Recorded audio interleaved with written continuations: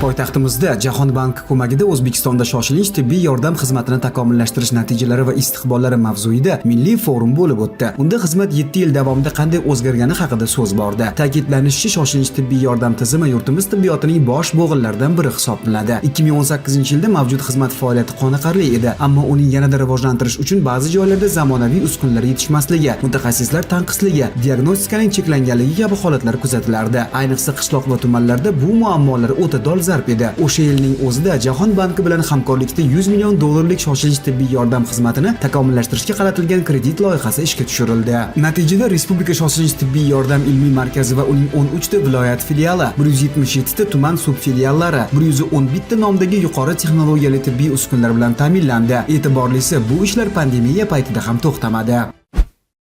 Loyiha doirasida Toshkent shahri va boshqa hududlardagi shoshilinch tibbiy yordam bo'limlari modernizatsiya qilindi. 650 nafardan ziyod soha xodimlarining malakasi oshirildi. Xalqaro standartlarga mos ravishda bemorlarni saralash, triaj tizimi va kasbiy tayyorgarlik uslublari joriy etildi. Shuningdek, zamonaviy tibbiy uskunalar bilan ta'minlash orqali yuqori texnologiyali amaliyotlarni bajarish imkoni yaratildi. Ushbu loyiha mamlakatda zamonaviy va samarali shoshilinch tibbiy yordam tizimini shakllantirish yo'lida muhim qadam bo'ldi. Kelgusida O'zbekistonda sog'liqni saqlash sohasida yana ko'plab muvaffaqiyatli tashabbuslar amalga oshirilishiga ishonamiz.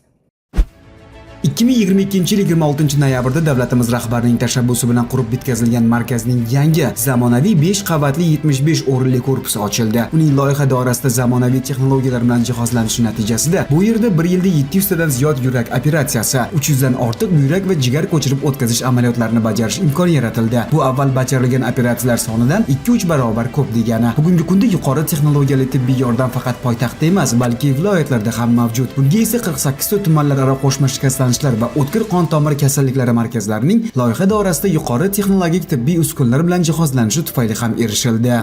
Respublika darajasida 334 turdagi yangi tasdiqlash va davolash usullarini tatbiq etdik. Viloyat darajasida biz 304 ta, tumanlararo darajada 158 ta va tuman darajasida esa 98 ga yaqin tashxislash va davolash usullarini tatbiq qildik. Bu esa o'z navbatida bemorlarni tumandan viloyatga, viloyatdan poytaxtga davolash uchun, tashxislash uchun kelishini oldini oldi. Bu esa, ya'ni bu bemorlarimizni o'sha joyida yuqori texnologiyali yordamni tashkillashtirishga imkon berdi.